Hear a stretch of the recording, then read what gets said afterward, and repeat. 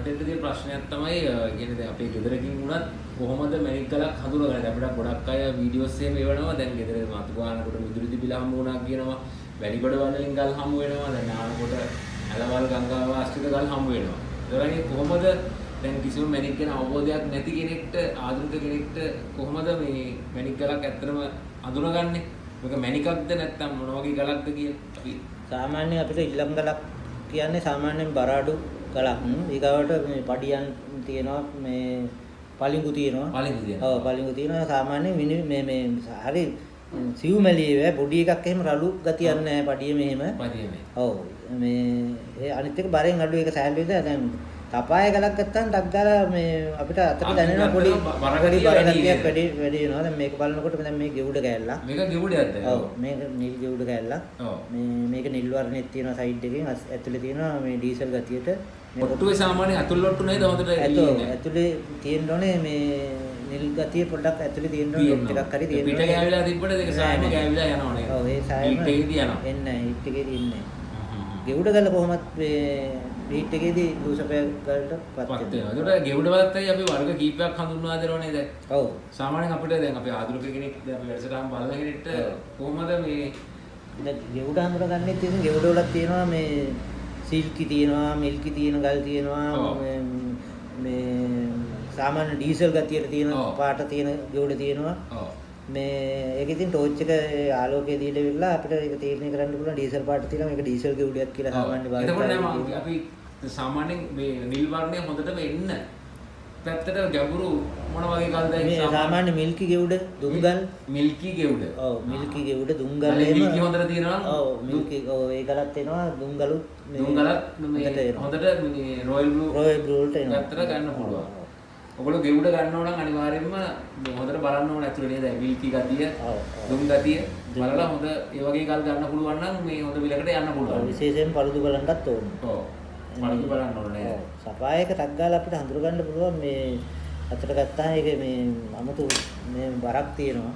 ගලේ බර ස්වභාවයෙන් හඳුනගන්න හැකියාවකුත් තියෙනවා. ඔව් දැන් මේ සයිස් එකේ දැන් මේ ගෙවුඩ සයිස් එකේ මේ අපි ටොපෑස් කැලක් හම්බුනොත් එහෙම ඒක සාමාන්‍යයෙන් බරෙන් අඩුයි අතට ඒ ගල් දෙක සමානව ගල් දෙකක් ගත්තා අතට ගත්තා බරෙන් අඩුයි. ජාති ගලක සාමාන්‍ය නෝමල් එක පරිංග ගලකුත් බර අඩුයි. බර අඩුයි. ඔව්. එතකොට දැන් අපේ අතර මැණික් ගැන දන්නේ නැති අයනේ. දැන් විදුරකින් තිබ්බ අපිට මේ විදිහට බරෙන් හඳුනා ගන්නත් පුළුවන්. බොඩි ෂේප් එකකින් මොනවද අපිට බලන්න පුළුවන් සාධක? ඔව් බොඩි ෂේප් එකකිනුත් ඉතින් සාමාන්‍ය සපාය එකක් දැන් මේවා ඇවිල්ලා මේ ඔක්කොම සුදු පාටට තිබුණාට ටොපෑස් වගේ තිබුණාට මේවා සපාය. ඔව්. හරිද? දැන් මේකේ මේ ගල්වල මොන හරි පොඩි ඉන්කුෂන් එකක් හරි මොකක් හරි ගෙවුඩ සිල්කි දුම් හරි මොන හරි තියෙනවා මේ හැම ගලකම. ඔව්. ඒ ගල අනිවාර්යෙන් ඉතින් සපාය එකක් අනිත් එක සපායගේ පොඩි මේ බොඩියේ පොඩි රළු ගතියක් තියෙනවා. ඔව්. සාමාන්‍ය නෝමල් ගලකුත් දැන් අපිට මේ ටෝච් එකකින් වගේ ටෝච් කරාම කොහොමද හඳුනා ගන්න පුළුවන්?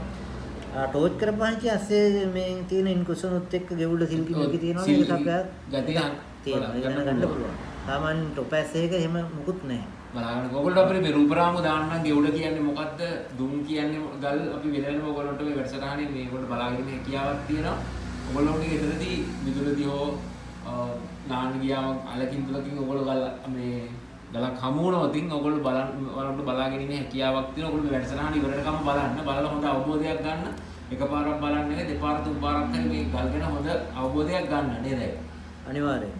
හොඳ අවබෝධයක් අරගෙන බලන්න අනිවාර්යයෙන් ඕගොල්ලෝට යම්කිසි අදහසක් එයි. සාමාන්‍යයෙන් නෝමල් පලිඟු ගලකුත් ජාති ගලකුත් කොහොමද හරියටම හඳුනාගන්නේ කියලා. ඒකයි අපිට බොඩි ෂේප් එකෙන් හඳුනා ගන්නත් පුළුවන්. එතකොට මේ ඇතුළේ තියෙන ඉන්ක්ලූෂන් ඒ කියන්නේ මේ ගෙවුඩ ගතිය, දෝෂ පළුදු ඒවායින් හඳුනා ගන්නත් පුළුවන්. එතකොට සාමාන්‍ය ගොඩක්ම අපේ වැඩසටහන් අපේ YouTube වැඩසටහන් බලන අය ගොඩක් අපිට වෙනවා මේ පලිඟු. ඔව්. ඒක පලිඟු ගලකුත් ජාති ගලකුත් ඒත් බොඩි එකෙන්ම තමයි නේද? බොඩි එකෙන් නෙවෙයි අනිත් එක බර ප්‍රමාණයෙන් අඩුයි. ඔව් බර ප්‍රමාණය ගොඩක් අපේ අතර ගත්තම හරි සැහැල්ලුයි. සාමාන්‍ය පදියන් වල බර ගතිය ටිකක් තියෙනවා. පදියන් වල තියෙනවා ටිකක් බර ගතිය. පලිඟු වල පොඩ්ඩක් අඩුයි. පලිඟු අඩුයි. ජාති ගල කොහොමද බරයි? ජාති ගලේ ඉතින් මොකක් හරි අර අපි කලින් කිව්වා වගේ ගෙවුඩ සිල්කි මිල්කි පොඩි බබල් එකක් එහෙම නැත්නම් නිල් ඩොට් එකක් ඒ වගේ සපය ගලක පිහිටනවා. ඒක තමයි. ඇත්තටම අපිට මේ දැන් ඊට අමතරව පොඩි ලේසි ක්‍රමයක් අපිට කියන්න පුළුවන් දැන් අපේ මේ වැඩසටහන් බලන අය. ලේසිම ක්‍රමයක් ඉතින් තියාගන්න පුළුවන් සාමාන්‍යයෙන් මේ දැන් සාමාන්‍යයෙන් පළුදු තියෙන රබ් ගල් ටිකක් තමන් ඒ කියන්නේ අවධානයෙන් ඉන්නවනම් මැණික් ගැන ආසාවක් තියෙනවා නම් ඔව්. රබ් ගල් ටිකක් අපිට මේ වයිට් සපයාය, ගෙවුඩ පළුදු ගල් කියලා ඒවා ටිකක් නිතරම භාවිත වෙන විදිහට තමන්ගේ ළඟ තියාගත්තාම ඒක අධ්‍යයනය කරගත්ත වයිට් එකකුයි පඩියමකුයි හරියටම හඳුනා ගන්න පුළුවන්.